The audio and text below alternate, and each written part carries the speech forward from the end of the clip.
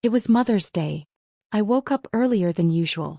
I slipped into the blue cardigan Dennis gave me 10 years ago. He's probably forgotten all about it, but I haven't. Back then he just started working. He saved up for 2 months to buy me that sweater. He used to call me Mom back then, say things like, "You work so hard." I pinned up my hair, dabbed on a little makeup and took out the lemon butter cookies I'd baked the night before.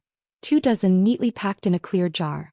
I told myself if Dennis had something planned I probably wouldn't need to bring anything, but, well, it never hurts to be prepared. The clock had just struck 8 when the phone rang. It was Dennis. I waited a few seconds before picking up, on purpose. "Hey Mom," he said, his voice tired. "Are you free today?" I smiled. "Of course. Could you come help out at the restaurant? It's a bit chaotic today.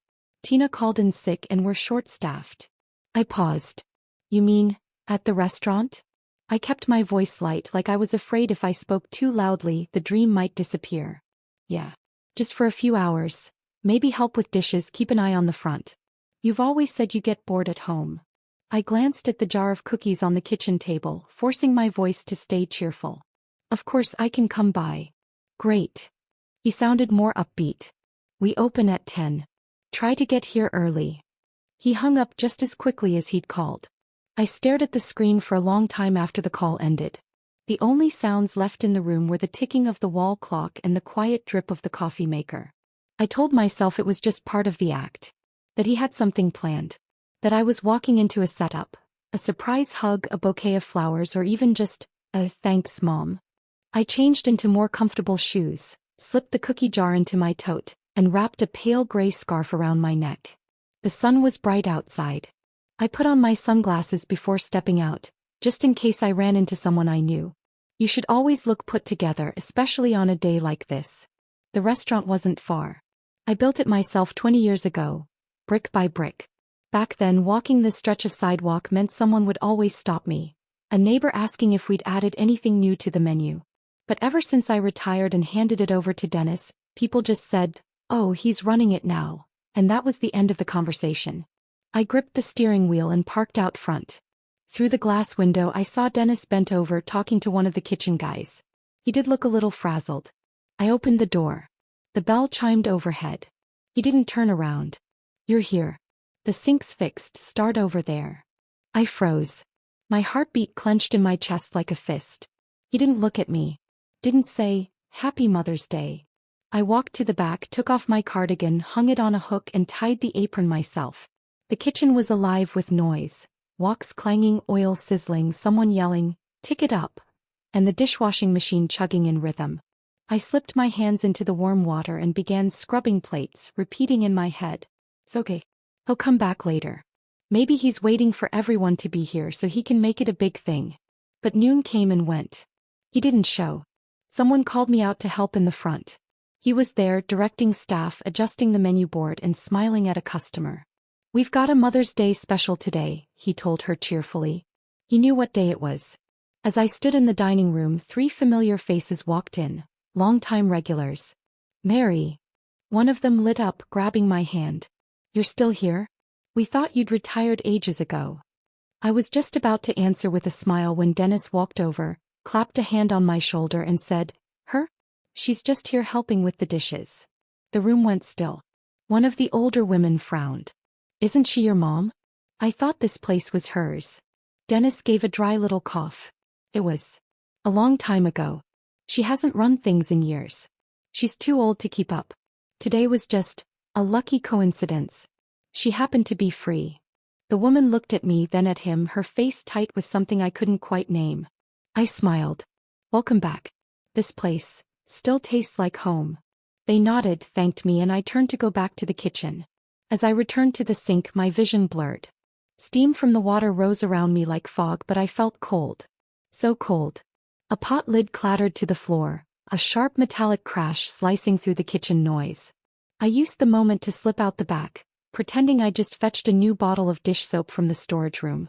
I tossed the empty one into the recycling bin. As I bent down to open the cabinet, my knee cracked audibly. I winced. The kitchen heat pressed down like a damp wool blanket and my back was already soaked through. A group of young cooks crowded around the stove, barking orders, moving fast.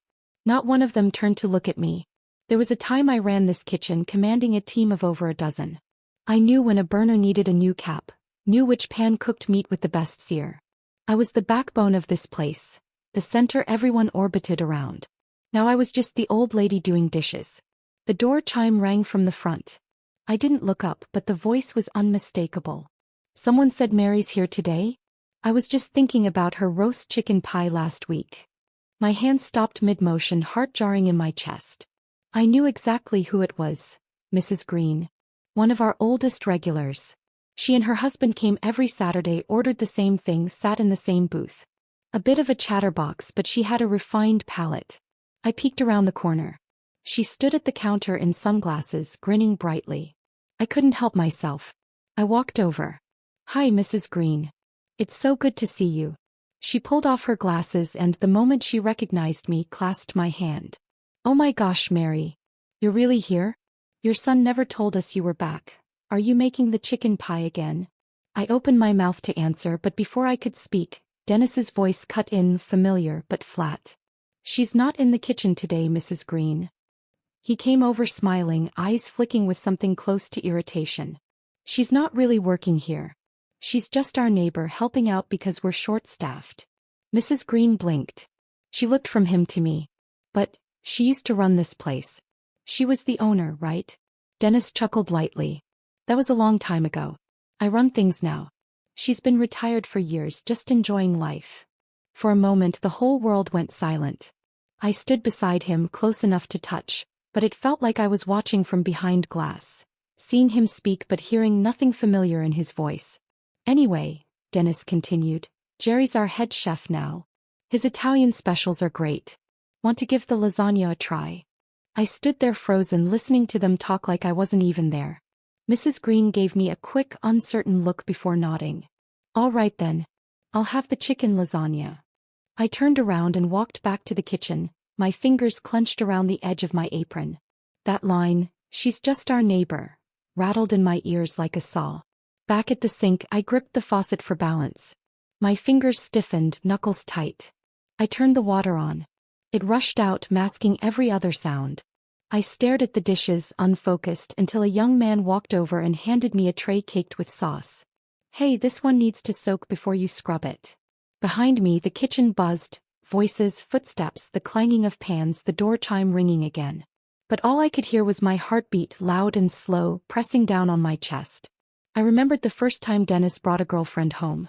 I'd cooked all day, every dish he loved as a child. And in the living room I overheard him tell her, smiling, "That's my mom, she's a great cook. But she's just a restaurant owner. Not anyone important." He used the word just. For years I told myself he was young, didn't know better, didn't mean harm. But today I'm 60 years old and I'm still being tucked into the back of the house like some worn-out pot, my name wiped clean, my presence erased. Just before closing, Dennis finally came into the kitchen. He slipped his keys into his pocket, his face tired, casual, like this was all perfectly normal.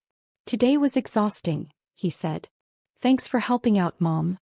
I looked up, staring at him for a long moment. He said Mom, but the way he said it, it had the same weight as saying, "Don't forget to take out the trash." "Do you have something you want to say to me?" I asked, keeping my voice calm. He frowned. "What do you mean? What day is it?" He glanced at me, puzzled. "Mother's Day. Why?" I gave him a faint smile. "No reason. Just wanted to make sure you knew." He shrugged. "Mom, don't be so sensitive. You always say you're bored. This way at least you were useful. We really do appreciate it." "Appreciate it," I echoed so softly it barely registered. He didn't say another word, just turned and left. I stood there staring at the plates, the soap suds already drying in dull, crusty rings. I pulled off my apron, fingers trembling, heart hollow. It was time to go. Back home, I sat on the bench by the front door for a long while, staring at nothing until the cold crept up through my soles. Then I slowly removed my shoes, changed clothes, and tossed the apron into the laundry basket. The kitchen clock ticked. Tick, tick, as if marking every minute of that long, invisible day. I didn't turn on the lights. I poured a glass of water, sat at the dining table, and stared at the old clock on the wall. It was the same old clock I'd brought home from the restaurant more than 20 years ago. On opening day, I'd hung it just behind the register. The hour hand had circled that face for nearly 2 decades, never once running fast or slow. But now, I wasn't the woman who kept everything running like clockwork. I was just a neighbor who happened to be around. My fingers tapped absent-mindedly against the table. A tightness bloomed suddenly in my chest, like something had lodged there and wouldn't move.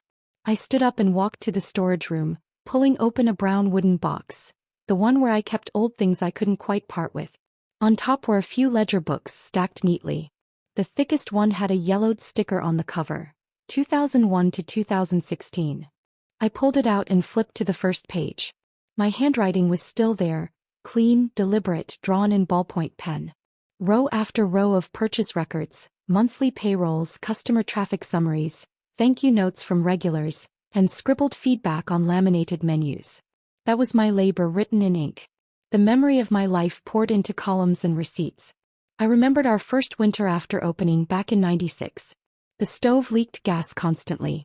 Every night, I'd wrap a towel around the intake vent and sleep nearby just to make sure we'd still have a usable kitchen by morning.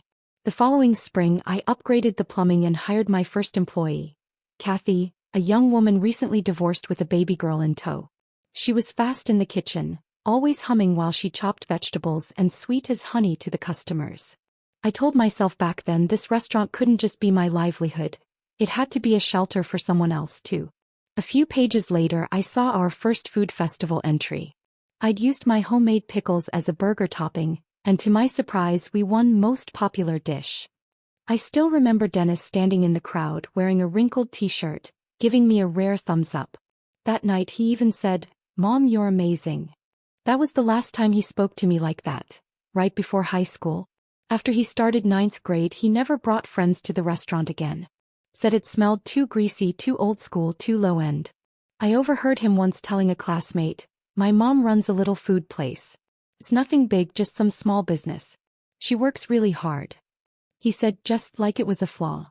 Like hard work was something to be pitied. Like it made me small. I didn't argue.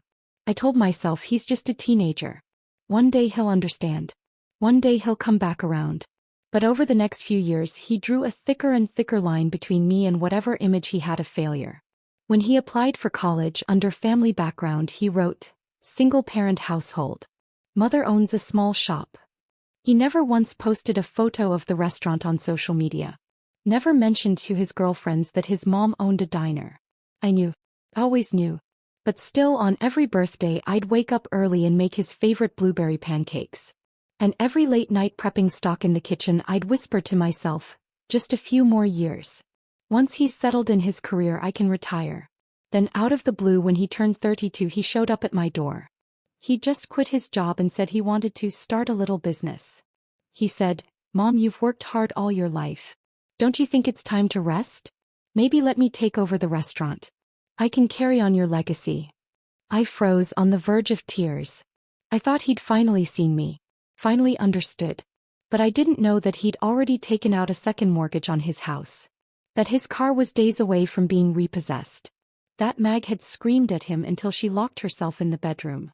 He wasn't worried about me. He was out of options. Mag had once said to me over the phone, the restaurant was going to be ours eventually. Might as well hand it over to Dennis now and save everyone the hassle. Her tone was like she was talking about cashing in an expired check. The day I stepped down, I gathered all the staff, handed out red envelopes, and told them I was finally going to rest, maybe travel, maybe learn something new just for me. They cried. I smiled and told them not to. But the truth was, I wasn't ready to say goodbye. I thought giving it to him was the greatest gift I could offer. But that gift became the first excuse they used to erase my name. I looked down at the ledger. Tucked into the back cover was a photo of all of us.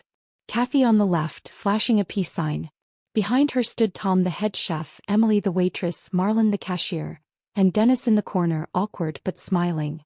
I traced the photo with my fingertips and realized I hadn't lost everything just today. I started fading from my own story the moment I said the words, "I'll let go." I closed the ledger with a long, steady breath. The next morning, I made myself a cup of Earl Grey, repackaged the leftover lemon butter cookies into little baggies, and neatly put the ledgers back into the storage cabinet. Those books felt like ballast, heavy, unmoving, but they gave me just enough weight to stay grounded. I wasn't planning to make a scene. I wasn't going to bring up what happened. I just wanted to have a real conversation. It had been a long time since Dennis and I sat down face to face and actually talked. Not him barking from the kitchen. Not him calling to ask if I could cover for someone. Not that flat, "Thanks, Mom, really appreciate it," with exhaustion and distance baked into every syllable. I called him. "Let's do lunch," I said softly. "Just the two of us. There's something I want to talk about." He hesitated. "Then, Mag will come too. She's working from home this week." I paused. Then said, "All right. The three of us." I made a reservation at a little Italian place nearby, an old rival of mine from my restaurant days. The owner was about my age, a different philosophy. He believed in hype, I believed in word of mouth. We'd competed, clashed, even respected each other. He'd passed the business to his son after retirement. The flavor stayed the same. I got there 10 minutes early. Ordered 3 waters and a basket of handmade sesame bread. When they walked in, I stood and smiled. Dennis wore casual clothes, eyes tired. Mag wore a sleek blazer, polished, her expression carrying a barely masked wariness. "Hi, Mom," Dennis mumbled as he sat. "Do you remember this place?" I asked. "Yeah," he said, flipping open the menu. "You used to bring me here all the time." He avoided my eyes. I didn't bring up yesterday. I didn't bring up the sting or the way his words scraped across my chest. I just wanted to try once, to speak as a mother, not a victim. To say my piece without crying, without accusing. "I was hurt yesterday," I began, my voice calm. "Not because I was washing dishes. Not because you asked me to help." They stayed quiet, waiting. "What hurt," I said, "was watching you pretend I wasn't your mother. Watching you act like the restaurant had nothing to do with me. That we didn't build it together." Dennis set the menu down, brow furrowing. "Mom, that's not fair. When did I ever deny you were my mom?" Mag's eyes darted up and she cut in sharply. "Come on, Mary. Yesterday was a work day, not a family dinner. You said yourself you were just helping out, so we kept things professional." I looked at both of them. Said nothing. Mag shrugged. "And let's be honest, you're retired. What kind of treatment are you expecting? You were just lending a hand, right?" Something in my chest squeezed shut. Her tone made it sound like I was there to show off. Like my presence was a vanity project. I turned to Dennis. "That restaurant is what I built, brick by brick. I handed it to you because I trusted you. I thought it meant something. But you changed the menu, replaced the staff, and won't even say my name when someone asks who I am." He looked annoyed. "Mom, you're just being sensitive. Mac's right. If you're still going to hover over everything, then what was the point of handing it off to me?" "I'm not trying to interfere," I said, softer now. "All I wanted was for you to say, even just once, 'This is my mother. She used to run this place.' That would have been enough for me. Just that." He let out a breath, something between a laugh and a sigh of impatience. "You always need to be the center of attention," he muttered. "Every time you show up, the staff flocks to you. You realize your kind boss thing throws everything off?" They stopped listening to me. Mag set down her knife and fork carefully, then leaned forward. "Let me be direct, Mary," she said coolly. "If you still want to be the heart of the restaurant, then your retirement was a failure." She paused. Then, voice like ice, "If you want to come back, just say so. But if this is about needing to feel important, please stop getting in the way." I went quiet. Right then it hit me. I couldn't keep hoping they'd see me. Not as I was. Not anymore. "You know," I said after a moment, "the year your dad died, I nearly sold that place." My voice was quiet. I couldn't do it alone. I was up at 3 in the morning buying produce, chopping, managing bills. I wanted to quit so many times. But you, Dennis, you told me, "Don't give up, Mom." You said, "One day I'll take it over." He looked at me. His face didn't shift much. I nodded. "Well then."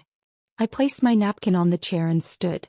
"I won't interfere with the restaurant anymore. And I won't wait for you to say what I wish you would." I slung my bag over my shoulder and walked out of the little restaurant. When I got home from that miserable lunch, I didn't take off my shoes. I leaned against the doorframe, fingers still clenched around the strap of my bag. I didn't cry. Not because I wasn't hurt, but because something in me had finally settled. I knew without a doubt that it was over. Dennis and Mag were like 2 steel walls, pushing me out until there was nothing left between us. You always need to be the center of attention. You're just here to help out. You're retired. Don't meddle in the younger generation's business. Those lines weren't just spoken, they were nailed into my ears. I couldn't pull them out, couldn't forget them. I don't know how long I stood there frozen until the phone rang and startled me. It was Linda. I hesitated for a second, then picked up. "Hey Mary," she said, her voice warm and familiar like a freshly steeped cup of tea. "I just came out of Whole Foods. They've got a fresh batch of those pumpkin cookies you used to love." I smiled, but my throat tightened so hard I couldn't get any words out. She must have sensed it. There was a pause. "You okay?" I finally managed. "I had lunch with Dennis today." She didn't say anything right away. I heard a car door shut on her end, then the soft click of a seatbelt. "What did he do this time?" she asked, voice dropping half a pitch like she was bracing for battle. I took a slow breath and told her the story, just the basics of what happened at lunch. She didn't interrupt. Just murmured the occasional aha or and when I got to the end, I told them I won't interfere anymore. I won't wait for them to acknowledge me. She was quiet for a beat. Then she said, "You finally said it." I sat down at the kitchen table, and that's when the tears finally came, quiet, heavy, sliding down my chin. Did I wait too long to see them for who they are? My voice shook. "Mary," she said firmly, "you didn't wait too long. You were holding out hope. That's not foolish. That's faith. That's what people with heart do when it comes to family." I let out a shaky laugh, my voice catching in my throat. "You ran that restaurant for how many years?" she went on. "From pre-dawn prep to the last customer's bill. You did all of it. Alone. Why the hell do you need their permission to be proud of it?" I wiped my face with my sleeve. "I'm coming over," she said suddenly. "Don't argue. I know you're sitting there alone, curled up in that same kitchen chair." I shook my head with a smile. "You haven't changed a bit." "Good. I better not have. I was with you when we co-wrote that speech for the high school debate team at 15. I baked you a retirement cake when you turned 55. If I don't show up now, I'd be breaking the sacred best friend code." As she talked, something inside me began to ease. Half an hour later, she stood at my door holding pumpkin cookies, 2 bottles of wine, and a whole bag of discounted multi-grain pizzas from the store. When she stepped through the door, it was like a breeze blew the whole house awake. "I ran into Kathy on the way," she said, tossing her coat over a chair. "She's job hunting again. Said nothing's worked out since she left your place." "Kathy?" I blinked. "I thought she went to that Mexican spot after she left." "She did. But they switched owners. The new guy thought she was too slow and too meticulous. She told me she misses your kitchen the most." Something stirred in my chest. "You remember Tom? The old chef." She opened the cookie bag, handed me one. "Saw him at the farmer's market last month. Said he's never found another kitchen that ran as smooth as yours." I looked at the cookie in my hand, silent. "Mary," she said, setting her wine glass down and looking straight at me, "have you ever thought about opening a new one?" I stared at her, stunned. "I'm serious," she said, eyes bright. "Not out of spite. Not to prove a point. But because you still have it. The skill. The love. The soul. Everything you poured into that place. It's still in you. You didn't lose." "Linda, I'm 60, I said quietly. "And," she shot back, "you still cook. You understand people better than half the restaurant owners in this city. This is the era of community buzz, nostalgia menus, comfort food revivals. Open something new, Mary's Table. I swear I'll blow up my entire Facebook feed." I looked at her, unable to answer. "You don't have to do it alone," she added, voice softening. "I'll front your first investment." I looked up, eyes suddenly wet again. "You're insane." "Then you'll just have to be insane with me." She grinned like the teenage girl she used to be, the one who never backed down from anything. That night we talked for hours. About old staff, forgotten recipes, kitchen setups, and social media handles. I don't remember what time we finally went to bed. But I do remember this. Before I turned off the lights, staring up at the ceiling, I felt something I hadn't in a long, long time. Hope. The next morning, I put on my navy blue trench coat, slipped on my sunglasses, tucked a pen and notepad into my pocket, and walked out the door, forgetting my phone entirely. I didn't know where I was going. I just knew I couldn't sit at home any longer, nursing hope like a lukewarm memory I was afraid to let go of. I drove past the street where my old restaurant stood. Dennis was still using the sign I left behind. Those faded gold letters, chipped and weathered. He hadn't replaced them. Maybe he was too lazy. Or maybe he thought they'd give him a little boost of nostalgia clout. But I didn't stop. I took a turn and veered onto another street, one I hadn't walked in over 10 years. It had changed. The old shoe repair shop was now an artisanal coffee house. The laundromat had been gutted and transformed into a cozy dessert cafe with wood-paneled siding and pastel signage. I parked and got out. I wasn't even halfway down the block before something stopped me cold. A gray-blue two-story building on the corner. On the glass door was a paper sign, "For lease, contact L. Goldman." I stood there staring at that glass door for 2 full minutes. Then, with no idea where the courage came from, I pulled out my notepad and jotted down the number. Back in the car, I dialed it. On the third ring, a low male voice answered. "Hello." I cleared my throat. "Hi. I'm calling about the storefront on the corner. Is it still available?" Pause. "Oh yes. Are you interested?" "I used to run a restaurant," I said. "For over 20 years. I'm thinking of starting again." "Well then, you've picked the right place," he said, his voice warm. "Used to be a fast food spot. Kitchen equipment's still there, utilities are live. It's not on a main strip, but being on the corner gives it good exposure. I get 3 or 4 calls a month." I tightened my grip on the phone. "When would you like to see it?" "This afternoon." "Perfect. I'll meet you there at 3.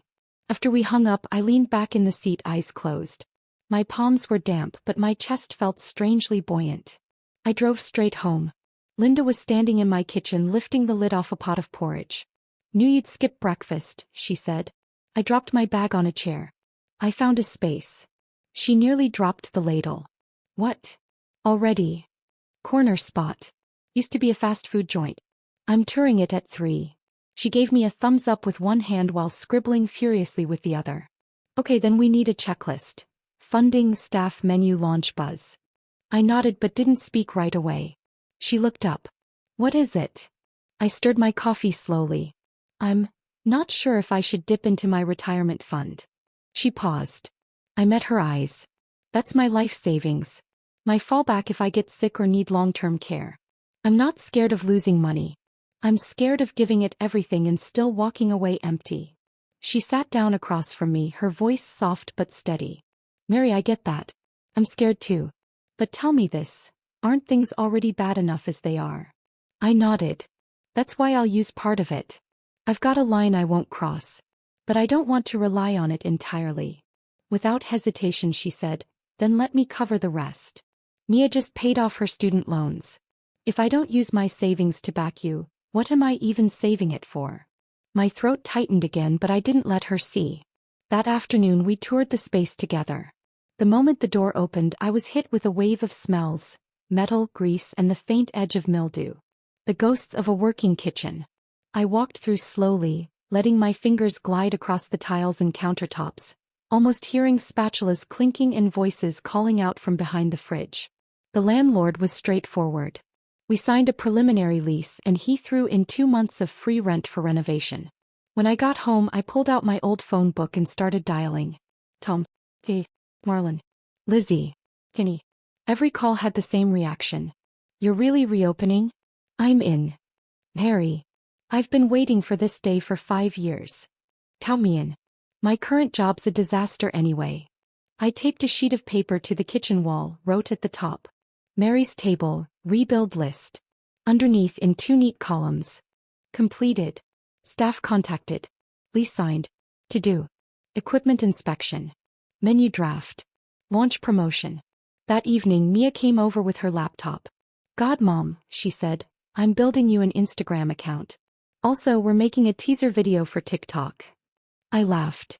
"I don't even know how to spell TikTok." She rolled her eyes. "Which is why you need your very own Gen Z branding consultant." We shot clips of simmering pots, spice jars, and handwritten menus. She recorded a voiceover of me explaining the meaning behind the name Mary's Table. That night she posted the first teaser. "A kitchen with memory. A table with warmth. Coming soon. Hashtag Mary's Table, hashtag back to flavor, hashtag women who build." Watching the likes roll in, I felt something rise in my chest. An old but familiar feeling I hadn't felt in years. Excitement. On the first day of renovations, I laced up my beat-up sneakers. The same ones that probably should have retired when I did. Rolled up my sleeves, pulled on a pair of gloves and got to work alongside Kathy, scrubbing down the greasy old kitchen hood. She laughed as we scrubbed.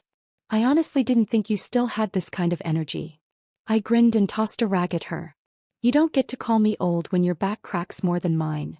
We both burst into laughter, faces smeared with grime and oil. That afternoon Tom stopped by to inspect the stoves.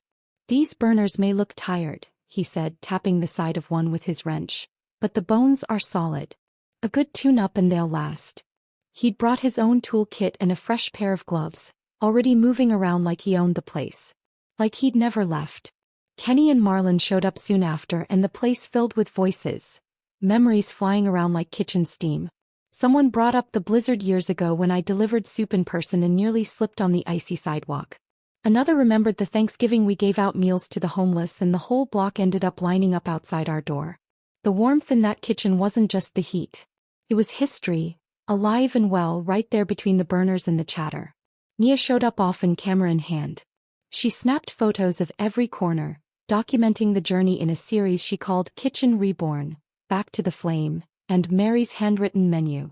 Within a week our socials went from 0 to over 800 followers.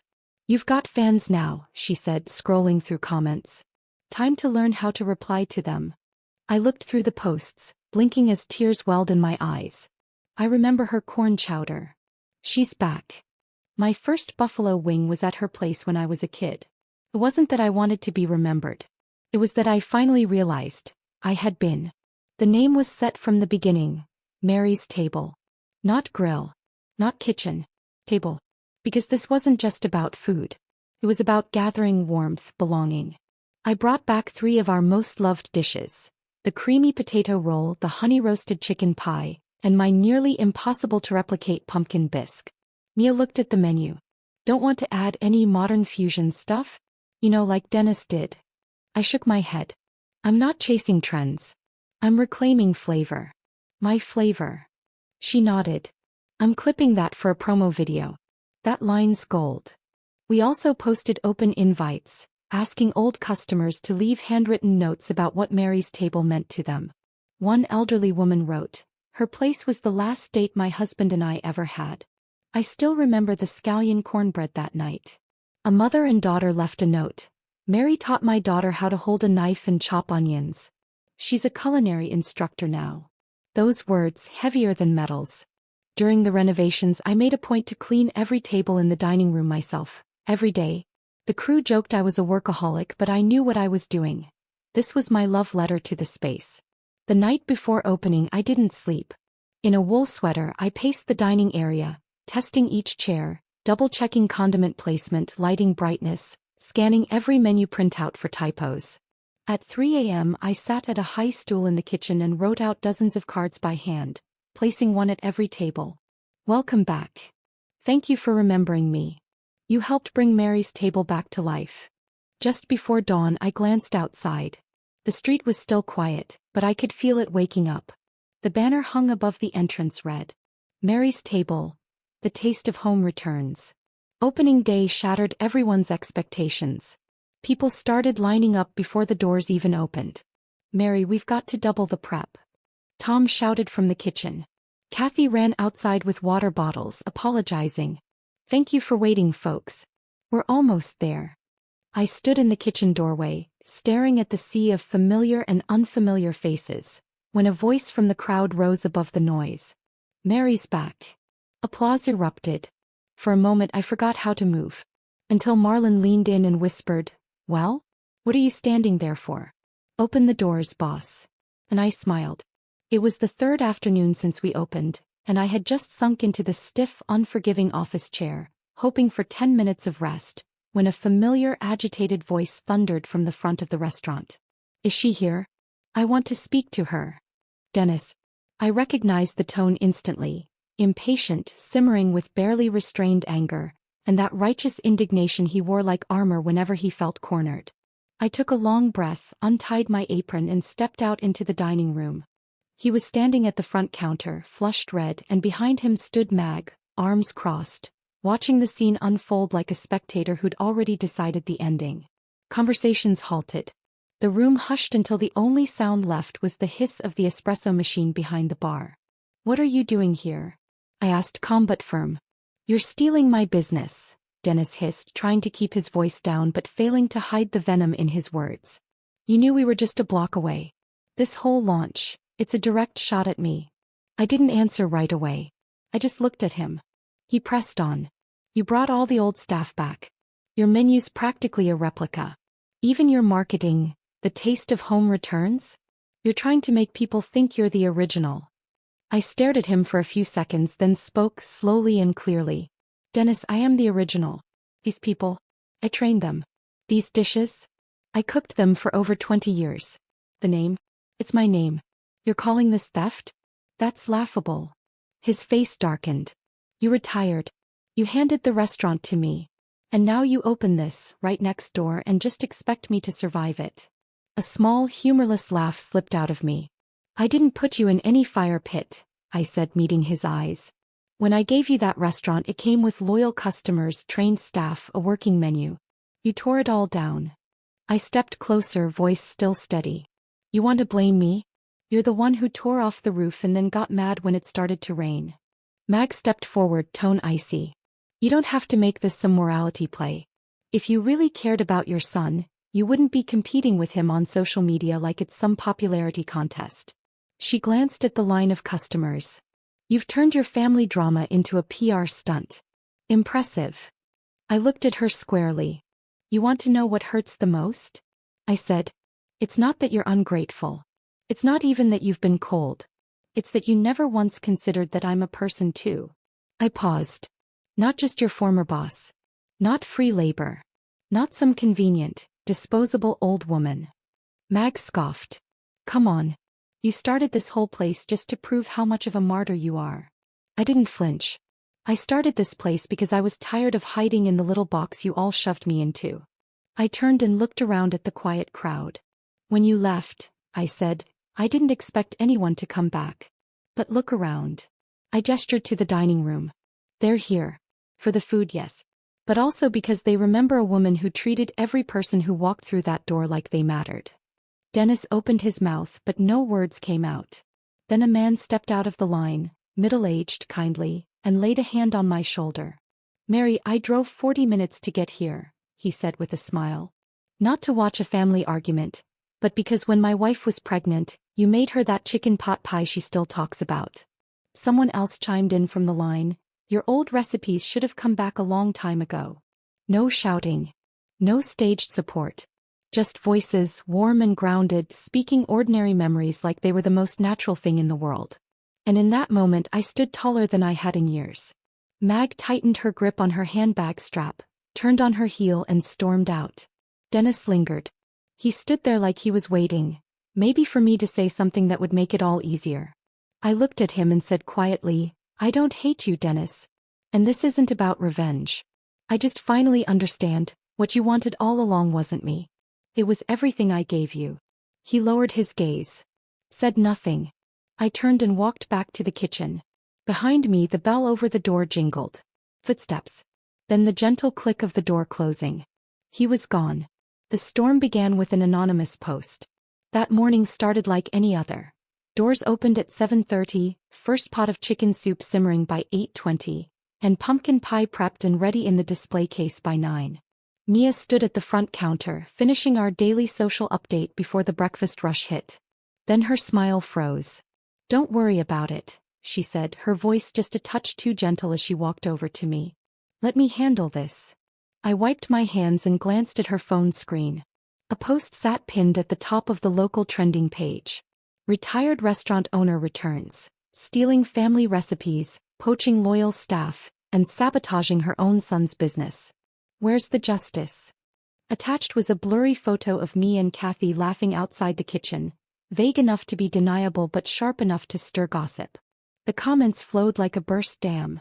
"Real-life restaurant soap opera? Step aside, bravo. Kids struggling to keep the family afloat and mom comes back swinging? Cold. Why would a retired grandma come back just to steal her own son's thunder?" A few tried to speak up for me. "You all know she started that place, right? She's the original chef. That's her recipe." But reason doesn't trend. I sat on the bench in the back, silent, throat dry as chalk. Mia scrolled, jaw tight around the phone. I know who posted this. It's someone from your son's circle. Probably that friend who's always liking and commenting on his store's page. I didn't reply. My ears were ringing, but the rest of the world carried on like nothing had changed. Customers came and went, Kathy took orders, Tom chopped carrots in the kitchen, Marlon greeted a familiar face at the door. But to me it felt like I was locked in a soundproof box, watching everything slip through my fingers. By noon, a reporter from the local paper showed up. Black blazer. Press badge. Professional smile. Ms. Mary, we received a complaint and were asked to follow up on accusations about copied menus and unfair competition. Would you be willing to comment? I looked her dead in the eyes, my voice calmer than I expected. Of course. You want to sit and listen or stay standing while I tell you about 20 years of building flavor from scratch? She blinked, then nodded and stepped inside. I sat her in the window booth and poured her a cup of coffee. Then I reached into the office and pulled out my oldest ledger, the one with 20 years of grease-stained pages, handwritten measurements and scribbled menu drafts. This is my story, I said, flipping to the first page. Maybe read it before you decide whose version deserves ink. She didn't interrupt. Just turned the pages slowly, occasionally whispering, "Wow. These sauces, are the ratios the same as your son's?" I smiled. He learned them from me. But he cut the sugar in half. Customers hated it. You can try both and taste for yourself.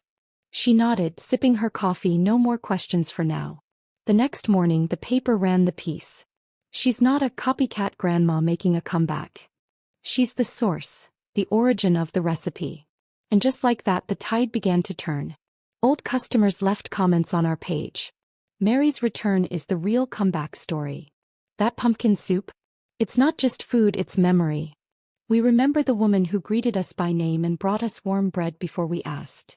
Someone even posted a vintage photo of me standing outside my old restaurant, wearing a navy apron, smiling, holding a roast chicken platter.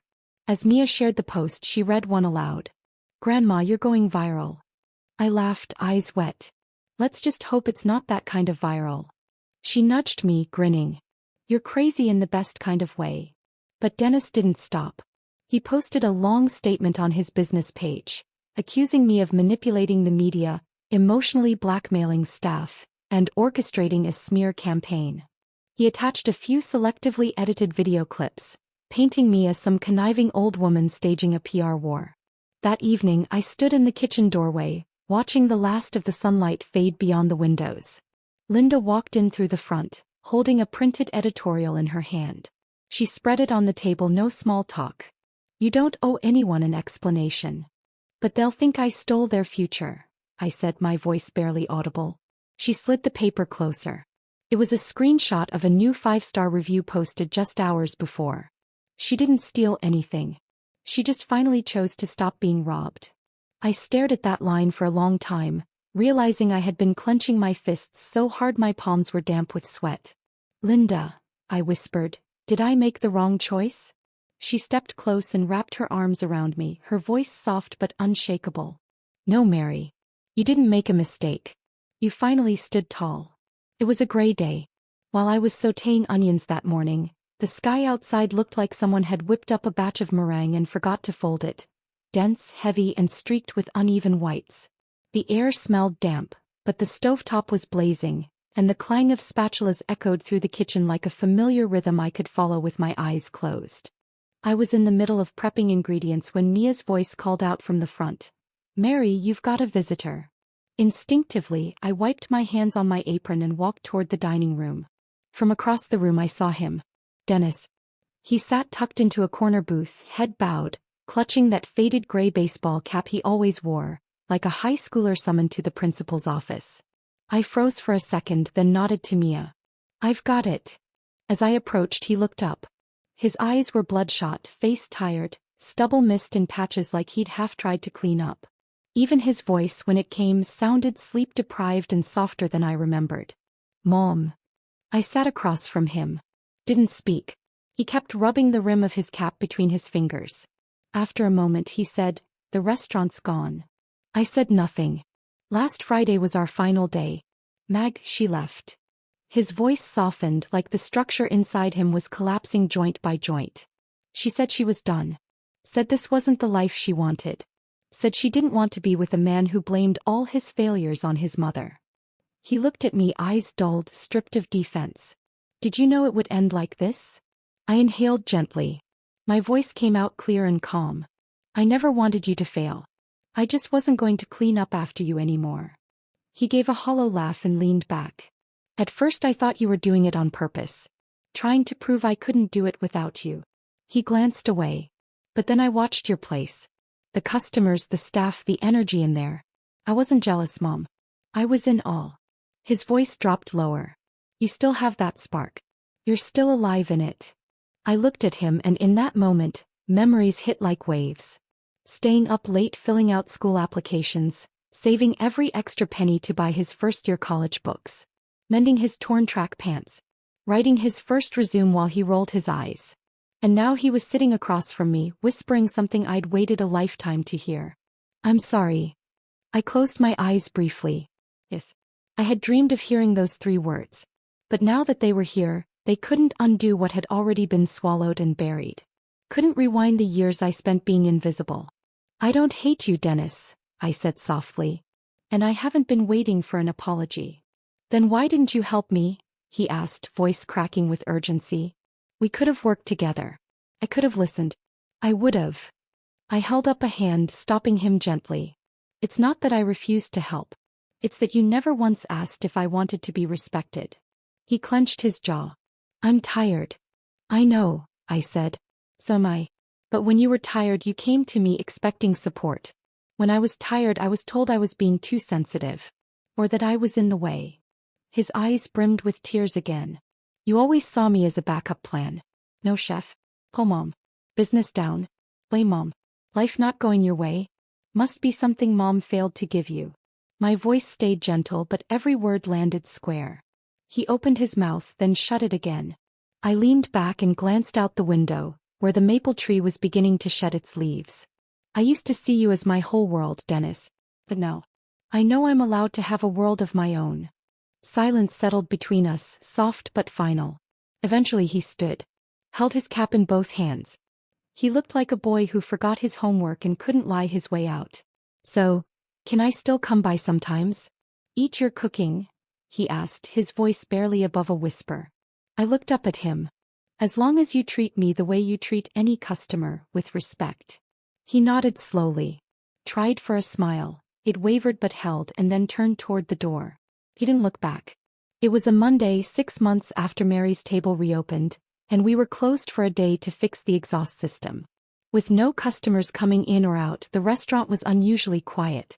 The air still held the scent of yesterday's roasted pumpkin and honey-glazed chicken, clinging to the walls like a memory. I stood in the dining room, wiping down one of the tables. The wood grain curved in tight rings like tree lines. Like time whispering, you've come far enough. Mia sat behind the bar, sipping coffee while typing on her laptop. We've got an interview next week, she said without looking up. Local morning radio. They're doing a feature on the return of old-school cooking. I chuckled. So now frying a chicken earns you airtime? She looked up, eyes bright. You're not just frying chicken. You're the soul of this street. I shook my head, about to reply when the front door opened. Kathy, Tom, and Marlon walked in. They were supposed to be off today, but of course they showed up anyway. Said they didn't know what to do with themselves, Mia whispered. Tom brought in a pot of his own version of corn chowder, setting it proudly on the kitchen stove. Try this. See if it's worthy of next month's menu. I took a spoonful. You went light on the cream, but honestly it's pretty damn good. He lit up like a little kid. Looking around at their familiar faces, something stirred in my chest. An idea that came to the surface quietly but firmly. I want to make this place ours, I said. They paused mid-conversation, confused. I walked to the chalkboard wall near the front and wrote in bold, slow strokes. Mary's table isn't just mine. I turned to face them. I don't want to carry everything alone anymore. Not because I can't, but because I've finally learned that being independent doesn't mean fighting every battle solo. They slowly moved in closer. I'm giving partial ownership of this place to you, my core team. Put it in writing. No ambiguity. This isn't about working for Mary. This is about protecting something together. Kathy's eyes went glassy. Tom nodded so fast I thought he'd hurt his neck. Marlon clenched his fist, voice cracking. My wife's gonna cry for a week when she hears. We stood in a circle. No ceremony, no handshakes. Just a shared, unspoken weight of commitment. This restaurant was never just about food. It was a continuation of home.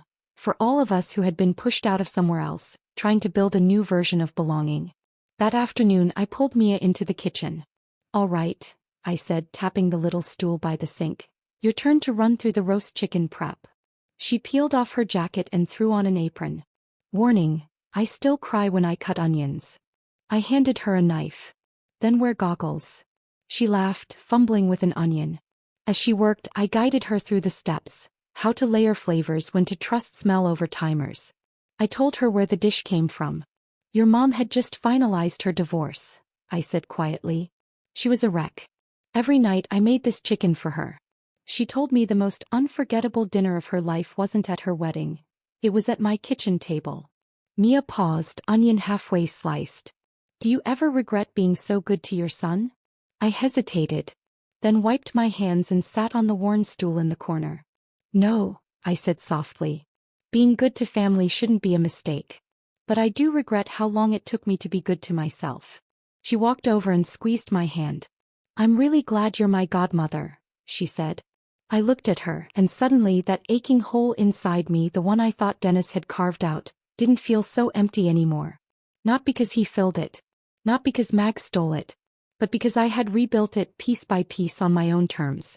I taught her how to check the oil's shimmer for readiness, how to tell if the sauce was thick enough to coat the back of a spoon. She scribbled notes, snapped pictures, and kept asking, but why this step? She was a real apprentice. And I was finally the kind of teacher who no longer needed to prove anything. By nightfall we had finished cleaning. We stood in the front, looking up at the soft yellow glow of the pendant lights. So what's the plan now? Mia asked. I smiled. Thought about it. I won't be in the kitchen every day anymore. Second retirement? I laughed. Not quite. Just a different kind of legacy this time. One I get to write myself. The days passed softly, one after another, and before I knew it, Mother's Day had come again. This time I didn't wait by the phone for a call from Dennis. But still, I woke at 6 as if my body remembered something my mind had already let go of. Morning sunlight spilled into the kitchen, catching the edge of the handwritten menu I'd finished the night before. I sat on the edge of my bed, staring at the paper for a long time. Bread. Tonight at 6 p.m., Mary's Table, Mother's Day special dinner. For every story that belongs to a mother. I washed my hair, put on a new floral blouse, and slid on the old silver bracelet Mia gave me last year. The one she said looked like something a classic woman with a little bite would wear. When I got to the restaurant, Linda was already at the door, holding a giant bouquet of sunflowers. Happy Mother's Day, Mary, she grinned. Ready to be hugged and praised half to death? I hugged her back, laughing. I'm the community mother now. I have a standard to uphold. The moment we opened the door, warmth rushed in with the light. Mia was stringing balloons and paper lanterns in the front room. Kathy arrived with her granddaughter in tow. Marlon's wife brought a basket of handmade cookies. Tom came out from the kitchen carrying a glass jar filled with folded notes. We made this for you, he said. Every note has something you once said to one of us. We remembered. I unfolded the first one. It doesn't matter what the customer orders. What matters is whether they felt seen. My eyes instantly welled. Are we open for business today? Someone asked. I shook my head. No walk-ins tonight. We're only open for one purpose. We spent the whole day preparing. The kitchen simmered with pumpkin bisque and creamy braised chicken. Marlon baked his honey sweet potato tart. Tom insisted on making his signature corn pie and tested the crust 3 times to get it right. The heat in the kitchen felt like summer. Music played softly from the speakers. The whole place seemed to breathe, waiting for night to fall. By 6, guests began to arrive. The room filled quickly. Outside, the sky dimmed into lavender. Inside, the lights flicked on. Pendants, sconces, and the small lamp beneath the handwritten welcome sign, all glowing like candlelight. Mia stepped up to the mic. Tonight, she said, her voice clear and warm, we're not telling a story. We're inviting every mother here to tell her own. The Mother's Day dinner at Mary's table had officially begun. I stood by a round table and raised my glass. I want to toast every woman who has ever been treated as obligatory. In the home, in the kitchen, in life. You are not the extra. You are not the help. You are not someone's old neighbor. You are the center. The flame. The reason this table even means something. Applause broke out, soft at first, then rolling like gentle waves from one table to the next. I looked around at the women in the room. Some with silver hair, some still carrying toddler bags, some in pearls, some in sneakers. But all of them had that same light in their eyes. An elderly woman stood up, her voice trembling. My daughter asked me not to wear anything too loud to her wedding. So I wore a beige suit that matched the carpet. I smiled for photos, then cried alone in my room that night. But tonight I wore my red dress. Because Mary reminded me, we are not decoration. Another guest, a single mother, shared how she gave up college to raise her son and went back to school 10 years later. I don't regret the sacrifices, she said. But I'm even prouder of the choices I'm making now. More applause. Then more. Mrs. Green raised her glass.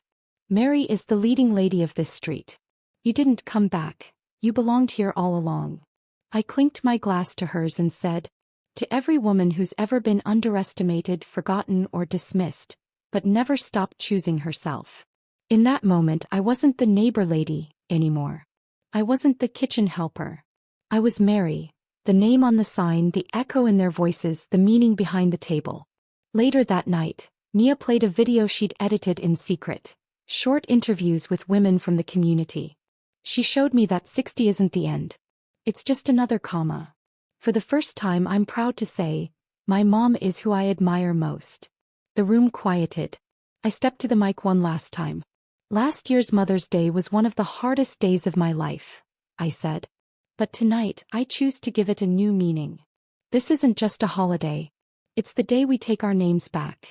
After the dinner ended, it took us over an hour to clean the place up. Mia was the last to leave, juggling her notebook, recording gear, and 3 leftover sweet potato tarts as she jogged toward the door. Don't wait for my reply. I'm editing all night. It's going live at 6 sharp. I laughed as the door closed behind her. The wind chime gave one last cheerful ring, and then everything went still.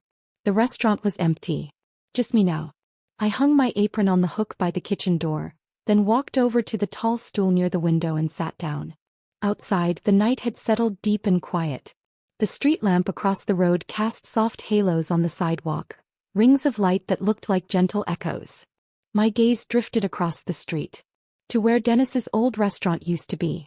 Now there was a for sale sign taped to the door. The windows were dark. Inside, rows of chairs sat stacked in the corner, abandoned like forgotten bones. I didn't feel pity. I didn't feel triumph. Just a stillness I couldn't quite name.